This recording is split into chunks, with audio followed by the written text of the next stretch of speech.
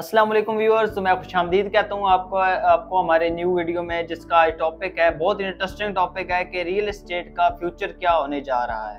तो इस पे बहुत सी लोग वीडियोस बना रहे हैं, तो हमने सोचा हम भी अपनी राय पेश कर दें आपकी खिदमत में।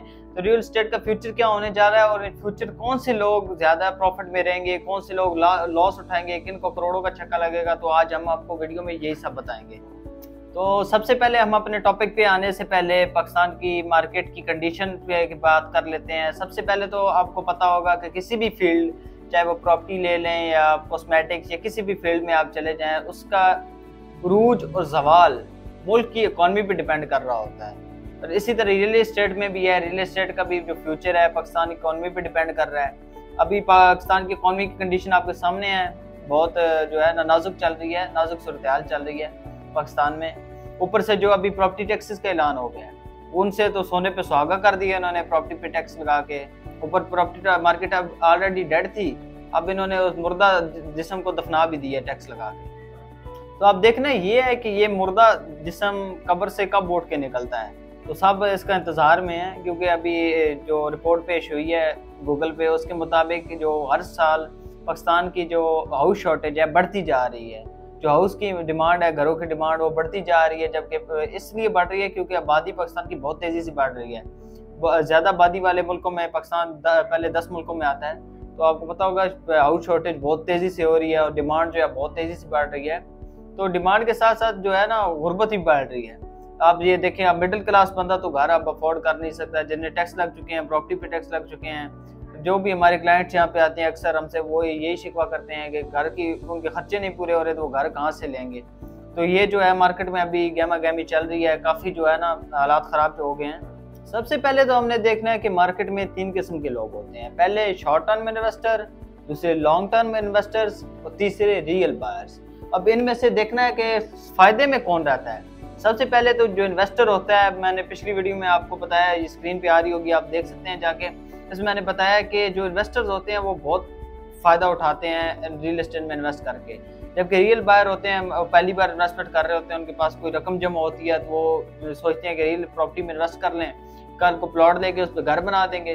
जबकि इन्वेस्टर की ये नीयत नहीं होती। इन्वेस्टर शॉर्ट टर्म इन्वेस्टर ले लें, लॉन्ग टर्म इन्वेस्टर ले लें, उनकी एक ही नीयत होती है, प्रॉफिट प्रॉफिट प्रॉफिट। और जब भी प्रॉपर्टी बाय करते हैं एक ही माइंड सेट देते हैं कि हमें प्रॉफिट कमाना है। तो उनके पास बहुत से ट्रिक्स होती हैं, जैसे कि उन बिल्डर से उनके रिलेशनशिप होते हैं अच्छे, उन्होंने हैवी इन्वेस्टमेंट कर रखी होती हैं और उनके साथ ऑलरेडी वो उनके पास एक्सपीरियंस होता है, उनको पता नॉलेज होता है कि कैसे प्रॉफिट कमाते हैं। तो वो ये जो होते हैं शॉर्ट टर्म इन्वेस्टर्स और लॉन्ग टर्म इन्वेस्टर्स, ये दोनों तो अपना प्रॉफिट लेके निकल जाते हैं, अपना साइड पे हो जाते हैं। बीच में जो फंस जाते हैं वो होते हैं रियल बायर्स।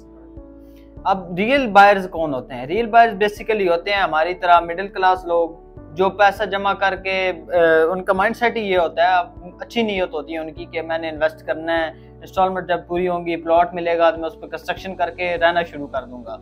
ये इन्वेस्टमेंट कर लेते हैं, ये अक्सर लॉस में चले जाते हैं। इनकी लॉस की एक जो मेन वजह है, ये तो जैसे कि अब मार्केट कंडीशन है, जैसे आप देख लें तो बिल्डर जो होते हैं उनके जो फंड जनरेट नहीं हो रहा होता, जब इकॉनमी डाउन चली जाती है, उनके जो रेट्स हैं मटेरियल के हाई हो जाते हैं, तो बिल्डर जो प्रोजेक्ट को और ज़्यादा लमका देते हैं। 5 साल का प्रोजेक्ट है तो 8-10 साल तक लेके चले जाते हैं बिल्डर। जो नए नए मार्केट में होते हैं उनको ना मार्केट का पता होता है, फर्स्ट टाइम वो मार्केट में कदम रखा होता है।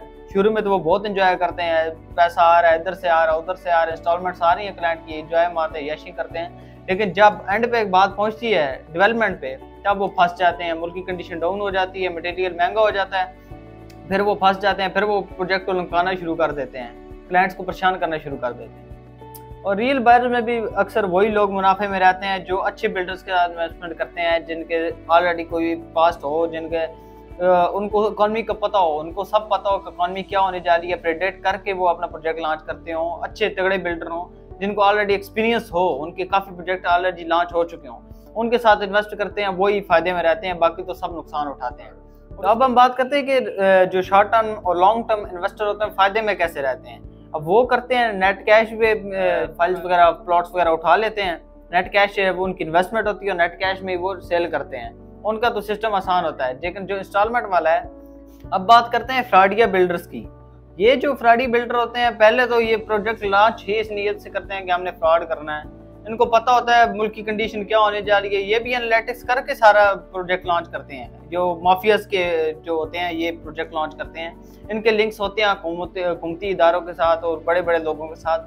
जब इनको पता होता है मुल्क की मईशत आने वाले सालों में क्या होगी, तो हम ऐसे इन्वेस्टमेंट करेंगे, प्रोजेक्ट लॉन्च करेंगे, तो इनको सब मालूम होता है कि मुल्क की कंडीशन क्या होने जा रही है फ्यूचर में। तो ये जब प्रोजेक्ट लॉन्च करते हैं, कुछ साल ये रखते हैं इसी तरह, और जब इनके साथ जब ये प्रोजेक्ट लेट करते हैं तो इनसे ऑब्वियसली बात है, जब उन्होंने इंस्टॉलमेंट उन्होंने दी हुई है, जब उनके प्रोजेक्ट लॉन्च होने वाले हैं, प्रोजेक्ट इनके जब लॉन्च टाइम हो जाता है उसके बाद ही कुछ क्लाइंट की इंस्टॉलमेंट चल रही होती है। तो शुरू में तो ये जो क्लाइंट्स की इंस्टॉलमेंट से बहुत ऐशी मारते हैं, मजे करते हैं। जब डेवलपमेंट की बात आती है तो तब इनको इकॉनमी याद आ जाती है।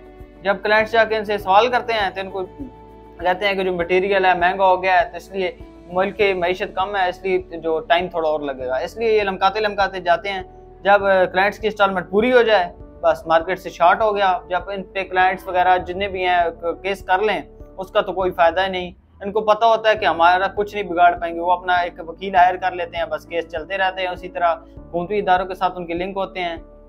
इस तरह उनके जो मिडिल क्लास बंदे हैं उनके केसेस का भी कुछ नहीं होता, बेचारे कोर्ट कचहरी में धक्के भी खाते हैं, पैसे भी बर्बाद करते हैं वकीलों पे, उनका प्लॉट का भी कुछ नहीं बनता। और अब तक जितने भी ये फ्रॉडी बिल्डर्स हैं, ये अब तक हमारे जो रियल बायर्स हैं, इनके साथ तकरीबन 9 खरब का फ्रॉड कर चुके हैं ये मार्केट। अब हम बात करते हैं कि छक्का मार्केट में किन लोगों का लगा। अब ये वो लोग हैं जिन्होंने 1 साल पहले नेट कैश पे प्लॉट्स उठा रखे थे। जैसे ही वक्त गुजरा, साथ साथ इन्होंने कंस्ट्रक्शन भी उन पे कर दी, घर बना दिए। और अब जब मार्केट में, मैंने आपको बताया, आबादी बढ़ रही है तो हाउस शॉर्टेज होगी, है, डिमांड बढ़ गई, तो इन्होंने अब जो है मार्केट में फायदा उठाना शुरू कर दिया। आप अपने प्लॉट्स जो हैं बहुत ही हाईली प्राइस पे सेल करने शुरू कर दिए और huge amount of profit earn कर रहे हैं। तो ये लोग होते हैं स्मार्ट इन्वेस्टर और बड़े इन्वेस्टर। ये मार्केट को देख के चल रहे होते हैं। ये पहले प्लॉट्स ले लेते हैं, जब मार्केट डाउन हो, जब जैसे उस पर कंस्ट्रक्शन की शॉर्टेज बढ़ी घरों की, तो ये सेल करके प्रॉफिट अर्न करते हैं। अब ये जो स्मार्ट इन्वेस्टर्स हैं, इनको अगले महीने में आने वाले वर्ष में डिमांड कम हो, घरों की ज्यादा हो, इनको कोई फर्क नहीं पड़ता। इनको लॉस और प्रॉफिट से कोई फर्क नहीं पड़ता, क्योंकि इनका जो सिस्टम है, ये बड़े इन्वेस्टर होते हैं। ये आते हैं, जमीन ली, घर बनाए और बेचे और चला गया प्रॉफिट अर्न करके। इनको नुकसान से कोई ताल्लुक नहीं होता। ये इनको कभी रियल एस्टेट में नुकसान नहीं होता। नुकसान होता है तो हम जैसे मिडिल क्लास से जो गलत प्रोजेक्ट में गलत टाइम पे इन्वेस्टमेंट कर लेते हैं, ये लोग नुकसान में रहते हैं। तो रियल एस्टेट की मार्केट जो है अभी भी आपको पता है कि डाउन चल रही है। तो अभी भी आप लोगों के पास मौका है कि आप नगद पे अपने प्लॉट्स उठा लें। उन पे अगर फ्यूचर आप कंस्ट्रक्शन करके बेचना चाहें तो बेच सकते हैं। आप अभी इन्वेस्टमेंट कर लें रियल एस्टेट में। आने वाले फ्यूचर में जब भी अभी कुछ ही महीनों बाद पता चल जाएगा इलेक्शन होंगे या ना होंगे, आपको पता है हुकूमत चेंज होती है तो फिर जो जितनी भी नीचे फील्ड है उनको इफेक्ट होता है। तो क्या पता रियल एस्टेट मार्केट आपको एकदम से उठ जाए और आपका भी छक्का लग जाए। तो जल्द से जल्द इन्वेस्टमेंट करें और हमारे स्क्रीन पे दिए गए नंबर्स पे रब्ता करें रियल एस्टेट किसी भी मुतालिक डिटेल्स के लिए। हमारे यूट्यूब चैनल को सब्सक्राइब करें, हमारे फेसबुक पे पेज है उसको भी फॉलो और लाइक कर लें, और हमारे टिकटॉक पे फॉलो कर लें। थैंक यू, खुदा हाफिज़।